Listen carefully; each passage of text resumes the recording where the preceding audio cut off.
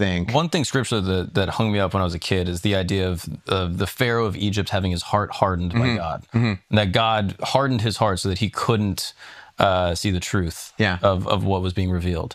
And I'm curious why, in your opinion, God would step in to, I guess, orient him in a way that was against what God wanted. Yeah, why doesn't he get the same forgiveness? These verses about God hardening Pharaoh's heart trouble a lot of people, including some Christians. My buddy Wes Huff put on a 3-hour masterclass in fielding these kinds of difficult questions. What I want to do here is add to some of the things that he brought up. Exodus 4-14 includes 19 references to Pharaoh's heart being hardened, while 3 refer to Pharaoh hardening his own heart, and 6 simply say that Pharaoh's heart was hardened with no clear source of the hardening. 10 references explicitly say that God is the one doing the hardening. For example, Exodus 4:21 says that God will harden Pharaoh's heart so that he will not let the people go.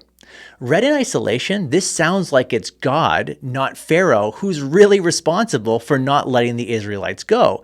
Now, how can that be fair to Pharaoh? Let me offer 3 thoughts to help better understand what's going on here. First, to help better understand these verses, we need to look at the broader context.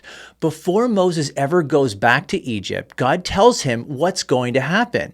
Speaking out of the burning bush, God says, "But I know that the king of Egypt will not let you go unless compelled by a mighty hand." This is Exodus 3:19, and I think it's key to understanding what follows. Pharaoh is not going to let Israel go unless God compels him by force. That's because Pharaoh's heart is already in a state of rebellion long before meeting Moses.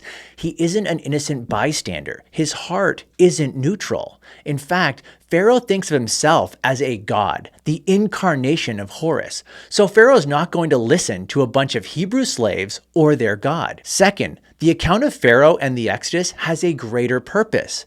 While reading this account recently, I kept asking myself, does God want Pharaoh to let the Israelites go or not? If he does, why does he keep hardening Pharaoh's heart?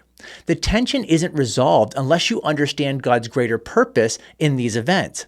God isn't merely freeing the Israelites from slavery. God isn't merely judging Egypt for their wickedness. Now, he's doing both of those things, but there's something else going on. In Exodus 5:2, we see Pharaoh arrogantly ask, "Who is Yahweh that I should obey his voice and let Israel go? I do not know Yahweh." What follows is Yahweh's decisive response to these questions. In Exodus chapter 9, Yahweh tells Pharaoh straight up, "But for this purpose I raised you up to show you my power so that my name may be proclaimed in all the earth." In other words, God's saying, when I'm done with you, Pharaoh, not only are you going to know who I am, the whole world is going to know my name. In his article titled "Divine Hardening and the Old Testament scholar Robert Chisholm writes this: "Prolonging the series of judgments by hardening Pharaoh's heart would allow Yahweh to accomplish this larger purpose. Though Israel's deliverance might be slightly delayed, Yahweh's reputation would be greatly enhanced." So by prolonging Egypt's judgment, Yahweh displays his power for all to see. And it worked. Rahab, living in Jericho 40 years later, is still talking about these events. And here we are, making videos about it in 2025. Third, the takeaway shouldn't be poor Pharaoh. The takeaway should be, don't be like Pharaoh. Pharaoh resisted God and deserved God's judgment before God ever hardened his heart. This resisting isn't just a Pharaoh problem, it's a human problem. Here's my question to you. Are you resisting God and hardening your heart toward him? Jesus was constantly warning people about this very thing. If that's you, go to God, ask for forgiveness, and ask him to give you a new heart.